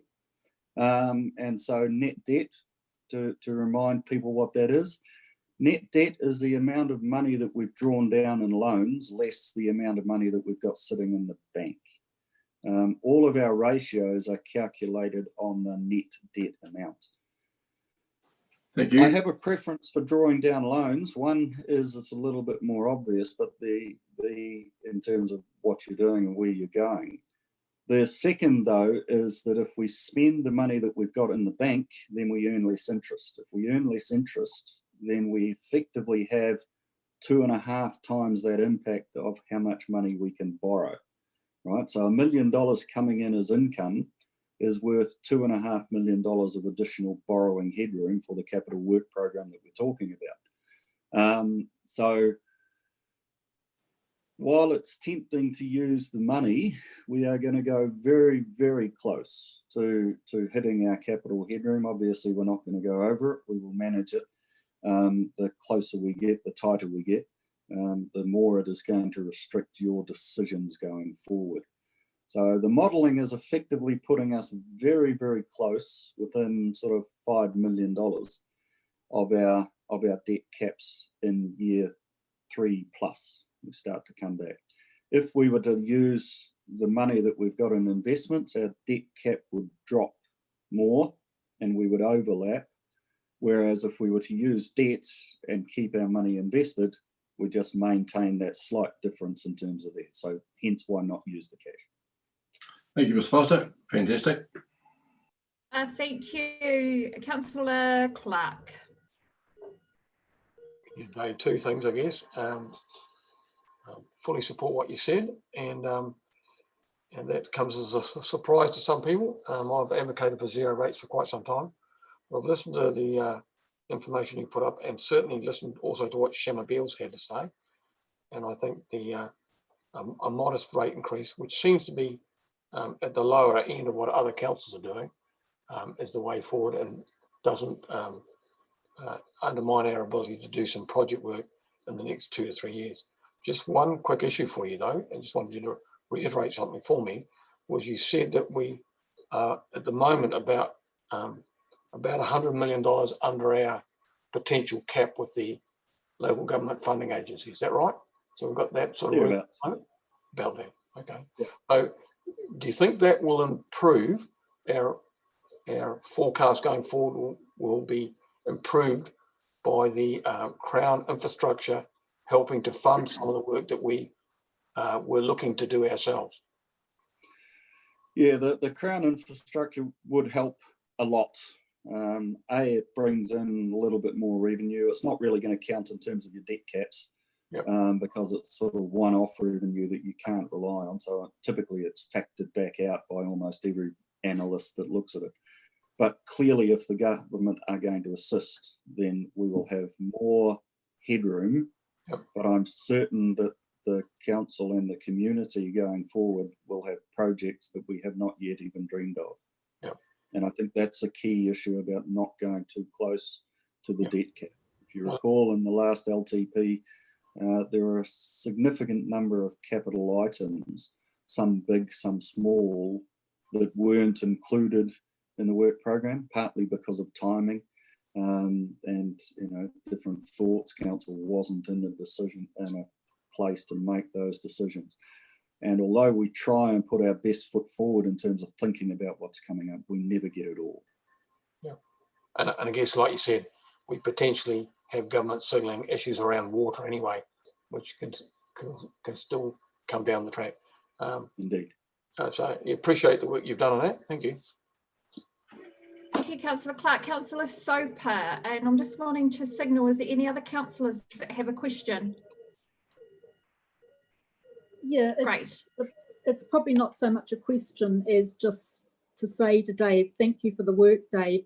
I must admit I was very concerned when people started talking about zero rates rises, what that would do to our ability as a council to be part of the local stimulation that would be necessary when it was becoming more and more obvious what was going to happen with the length of time we might be in crisis and the effect on jobs. So to me, it always seemed important that we had the balance and flexibility of not putting ourselves in a position where we blew out deficits and didn't have a rates percentage that gave us the ability to take part in the economic recovery. I think we've got to acknowledge that we have got that role as community leaders, and also that responsibility to be prudent in the way we manage, not just for today, but thinking very much of the future, the 10, 20, 50 year out times. So I'm pretty happy with what you've presented. I think congratulations to you and your team on the research that's gone into it. I feel that you are giving us a recommendation that's got that balance struck, and yeah, I'd just like to say thank you very much for all the work that's gone into it to you and your whole team. Thank you, Councillor Soper. With that in mind, I guess I'm pretty confident that we've put those policies in place for those in hardship to be taken care of, and I think that was probably the biggest priority for the table when we last spoke. I think it's also time that we have to show some pretty brave leadership, because I know that a zero increase across the community has been something that a lot of people have signalled. But when you are confronted with all the information and you do have a lot of information and time to consider, we really are responsible for almost restarting our economy down here. So I think we have to play a very massive part in generating lots of capital work for jobs. And we've been, challenged. We have challenged the office's information over 2 or 3 workshops now. 2 workshops in a meeting. So with that in mind, I will ask if there's anyone who would be happy to move the recommendation on Mr. Foster's report, and I'll take them all as one before I ask for hands. Sorry if you've already put them up there. That the report rates rise for July 20 to 21 financial year be received, that the rates rise for the year commencing 1 July to be set at 2%, and that the rates rise applies evenly to all rate types to ensure that individual ratepayers will have rates increase closely relating to the 2%, and that the actual striking of the rates, which is really important, will occur after the adoption of the annual plan, and that council notes that where the property has been improved or developed since 30 June 2019, different rates rises may occur. Which is all normal and standard. But just on that, Mr. Foster, if you could just give us some communication around that last recommendation for people who are obviously watching the live stream. Is that at all possible, please? The reason for having that, and councils have been criticised in the past where we talk about having a rates rise and then somebody opens the envelope and they find that councils talked about 2% and all of a sudden they get an increase which is higher than that. What we've got coming out of the third recommendation is that if you haven't done anything to your property, such as an extension, any changes which involve building, those items, when they come through, they change your valuation. So they change what your property is being rated on. So really what we're saying is that if you haven't had any work like that done and nothing has happened to change your rating value since when it was done 3 years ago, then your rates rise will be 2% plus or minus tiny fractions. If you have had work done, you are going to pay more or potentially less. So potentially if you've gone through and demolished part of the property, then of course you'll pay less. But if you've built a new house, built a new unit, extended a garage, something along those lines, you will have a higher rates rise because the value of your property is higher. That's what they mean. Thank you, Mr. Foster. And His Worship. Yes, sorry to contradict you when you've got such a high level of support, but we were told that it didn't matter how much, because this valuation system would always stir up a lot of people and a lot of negative thoughts, because the feeling was that they had done all the jobs you've said, put on a patio, put in a glass house, painted the roof, but it made no difference. And we said, why was that? And we were told that how that works is that they look at the 3 houses in your street or in your area and see what they've recently sold for, and the valuation of your property's got nothing to do with how well you've looked after it. It's only to do with the value in relationship to your neighbours or your neighbouring properties. Is that system changed now? No, I think the issue, Your Worship, is one is talking about what happens during a full revaluation, and council is due to have a full revaluation of all of the properties in the district. That's due for the following rating year. So we're currently working through with quotable value and the value of general as to the date on which that'll occur. So partly, even if you've done work on your house, if you've done work on your house that you don't require a building consent for around maintenance. So for instance, painting of your house typically doesn't add to its capital value. It may well add to its marketability and its sellability, but typically that is regarded as maintenance and doesn't add. Where on the other hand, you've added significantly to your property, where you require a building consent, then that is the point at which a revaluation will be done, which may or may not change your property value. Some of them they will go through and say, well, it does, others it doesn't, but I mean, clearly, one that clearly does, if you've had your property and you've effectively made your house twice the size that it was before, then you can expect that your property value is going to rise through that work. Thank you. Thank you, Mr. Foster. Thank you, Your Worship. Mr. Kett. Yeah, sorry for joining the meeting very late. I was at another important meeting and I'll have to leave again shortly, but I had a call from an elderly ratepayer. He's got a house and property in Windsor valued around about $450,000. He's has got very little cash, but he's asset rich, right? The house is his asset. For a house valued at around $450,000, Mr. Foster, what would his dollar increase from 0 rates increase to a 2% increase? What would roughly would that cost him extra a year on a house worth 450? I'm sorry, I can get those details to you, but I haven't got the details at that particular level. But I can calculate it and get it to you. Yeah, I think you just that's email it. slightly above the average, but I'd be, yeah. Yeah, Councillor Clark. Yeah. Oh, sorry. Yeah, Peter, Yes.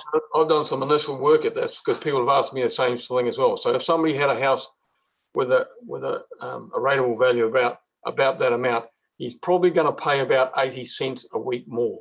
80 cents. Yeah. Round about that figure. Yeah, because I'd worked it.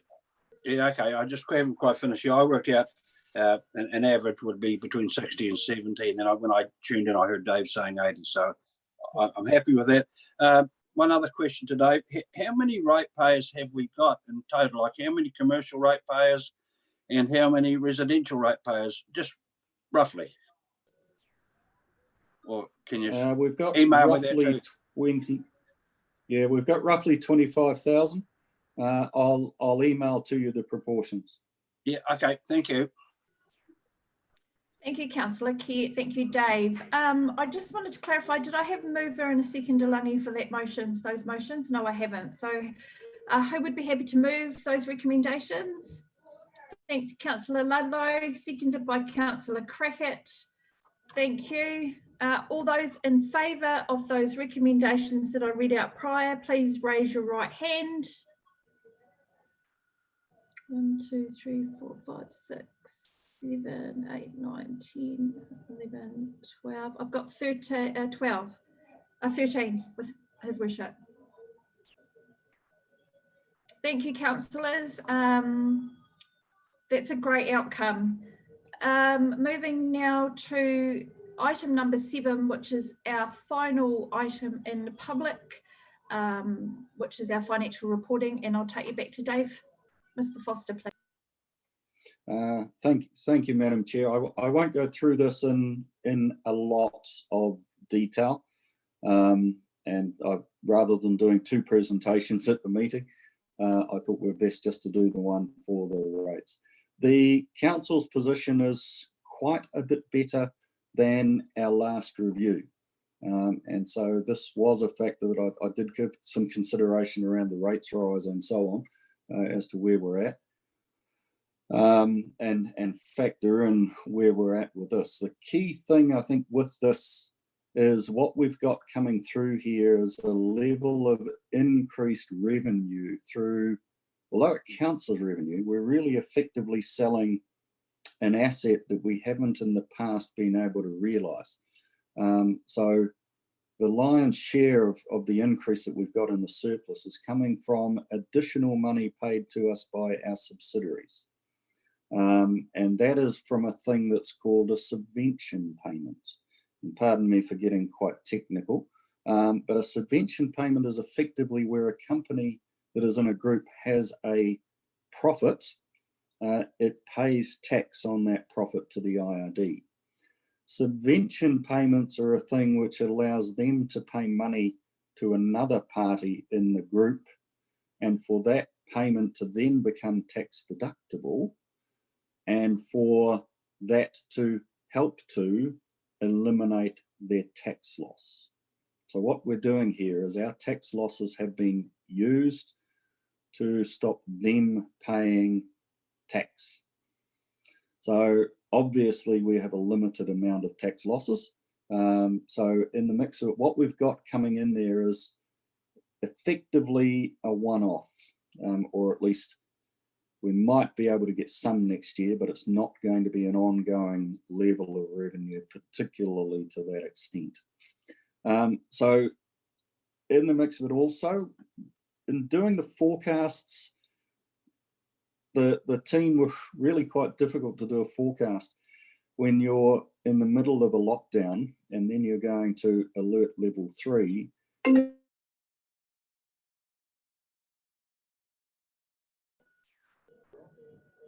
Oops, I'm sorry, I'm not sure what's happened there. Pardon me. It's dancing music. That's my granddaughter trying to ring granddad Oh. and talk on the phone. So pardon me, all my devices are linked, so everything goes when it goes. So in the mix of it, with that uncertainty, so what they've done is they've done a range of scenarios, and I'm on page 38 of the agenda in terms of thinking about what things can look like and what the impacts. So what the team have done is a good look at what can happen in regards to coming out of the COVID lockdowns, economic elements, all of that stuff that can happen. So the predictions we've got is effectively we've gone at 4 million as we forecast, but that's probably the most favourable. From there, we look at ranges that take us through to 3.4 and 3.3. Scenario 1 effectively says we're in level 4, then level 3, then level 2. We go quite quickly through those at about a month each. Scenario 2, which is interesting because I had to go back to the team to tell me why are these numbers different, was looking at a 433, where we're in, that's the alert levels we're in. The reason that the orange bar goes up is that in a certain scenario we can harvest the forestry, whereas if we're in a 443 or 433, we can't harvest the forestry, so that makes a difference in the mix there. So at this stage, although we've got 4 in there as in terms of circumstance, the range is going to be 3 to 4, and it's highly likely to be in around that 3.3. We're looking to do work in the mix of it as to on the efficiencies and getting various other initiatives up and running that we need to get up and running by the 30th of June, so that we're all set to be really running quite hard once we get into the new financial year. So I won't go any further on that, and I won't go through it in full element. Most of it you've seen. Sorry, I've just remembered one thing we haven't covered that we do need to cover is the capital work spend. So you'll see in there on page 40, our prediction is that the capital work spend will be 20 million compared to the 39.9. That excludes, by the way, the capitalisation of ICL, and that's because while we factor it into capital for our modelling, technically it's an investment, so it doesn't sit within the capital work program within here. So 39.2 is now going to be 20 million. Obviously, the reason for being that low compared to the other is COVID, being in lockdown and coming back out of the lockdown, and when that is going to occur, because there's going to be some lead time in terms of tenders being let, contracts being let, and people getting established on site. So I'll leave it there, Madam Chair. Thank you, Mr. Foster. Any questions of Mr. Foster around the financials? Thank you, Councillor Clark. Two things, Dave. One of them may be answered by Darren Edwards, but in the report, I noticed in the capital area that you're factoring in or signalling a potential cost of $1.7 million with a capital expenditure towards Anderson's house. Will our financial position improve if the final report on Anderson's house determines that we actually don't need to do any strengthening work?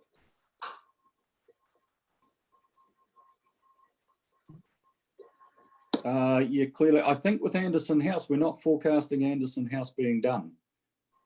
Okay. My recollection from the report is actually that we're forecasting it was in the 39, but it's not in the 20. Okay. That work would almost certainly not be able to get tendered, contracted, and spent in this year. And I guess the other issue is the issue of the traffic lights. I noticed that we have ongoing, I guess, performance issues in the regulatory area, which is Darren's area. And I appreciate that these had increased revenue coming from that service and certainly increased demands. And this report is the end of March and not where we're at the moment. So, also understand that he's implemented an electronic system that helps track consents through the system. So can somebody give me some update on how those performance issues are likely to improve? Is there something on the horizon for that, or are we still struggling in that area? Happy to do that, Dave. Yeah. Thanks for the question. And something that I discussed with Councillor Arnold earlier today. So, but building consents has been something of a challenge for us for a number of years now as we've continued to process paper applications as they come across the desk. Earlier this year, we moved into electronic lodgement through Simply, which is the front end, I guess, of GoGet, which allows us to do our inspections electronically. So what we are starting to see is the issuing of the consents within 20 days, hovering between the 95 to 100% mark. We've seen that consistently through alert level 4 and previously just as we came into alert level 4. So I'm confident that when we see the fourth quarter results, that there'll be some improvement there. It looks like year to date is 59%. I'd be optimistically thinking that would be somewhere in the mid to late 80s for the year, noting that we've only got a quarter to allow for improvement.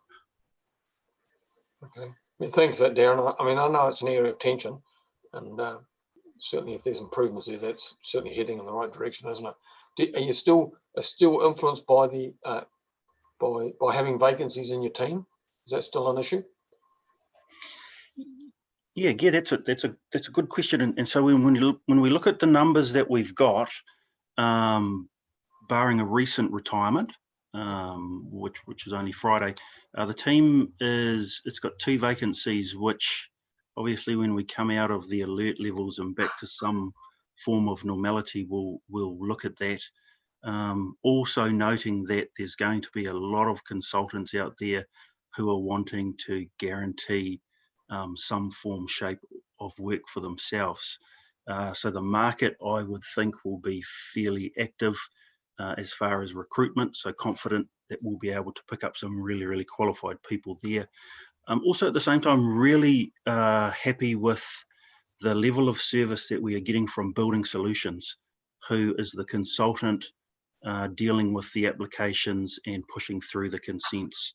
So their target against legislative days is 100%, and it's consistently been 100% for the past February, March, April, since we've come into the alert levels. And of course, all of that is cost recovered. Yeah, so just 2 quick questions on that last comment that you made. Using the consultants, is that, and I'm not trying to trap you, is that a cost that would be higher per consent than it would be if we were using internal staffing? And secondly, I think at some time earlier you might have commented on the fact, or your predecessor might have commented on the fact, that even though the Christchurch firm were doing some work for us, the final sign-off still sat within this office, within our structure. Are those 2 situations still prevalent for you? Yep, sure. So the rate that we've negotiated with Building Solutions, extremely competitive. And I'm sure, as you can appreciate, it guaranteed them tenure of work through the alert levels. So happy with that rate, cost recovered through the applicant. So it's no higher than what you would see coming out the door if we were processing them. Building Solutions allows us to have, how do I say this, legislatively building competency across all levels. So from your small residential build right up to your complex commercial. So they're able to provide the full suite of competencies for us. We are still signing them off when they come back into council. So they'll come with a strong recommendation supporting the approval or the decline. And what we've done, we've changed our process to ensure that we are getting them out quicker when they come back to us from Building Solutions. So what, last question is just one of the issues that was suggested by your predecessor was that maybe Building Solutions would in the future be in a position to do the approvals therein, so that there wasn't this backwards and forwardsing where they come to your team, but then your team go back to Building Services and potentially want more information or more process done. Is that something you're still looking towards? Yep. So again, the change in practice for us has negated the need to do that. Okay. Excellent. Thanks for that. Welcome. Thank you, Councillor Clark. Thank you, Darren. That is such a good update that we've received today, because I do know that our council table was very ambitious and wanted to see some changes happen yesterday. So great outcome. Councillors, I'm just wanting to take you back to the report on the table, which is our financial, and wanting to know if anyone is able or willing to move that we receive that report. That is the only recommendation on the report. So I'd be happy to move that if someone's happy to second that. Thank you, Councillor Lewis. All those in favour, raise your right hand. Thank you. Against? Carried. Thank you, councillors. That brings us to the end of our public meeting and the live stream. So I'm going to ask that we take about 2 or 3 minute break on mute. This allows time for the public to the live stream to stop, and Hannah will then give us an indication. She's waving at me for a 5 minute. No, sorry, Councillor Biddle, I would like to suggest that you formally move and vote to go into public excluded. That was all I was going to suggest before I do so. I'll move that way. Happy to do that. Moved by Councillor Soper, seconded by Councillor Abbott, that we move into public excluded. All those in favour, please raise your right hand. All those against? Motion carried. Thank you very much, and thank you to the public for watching our live stream, exciting live stream today of our meeting.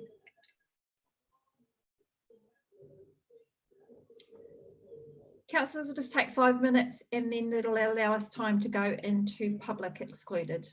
If you just all mute yourself before you wander away.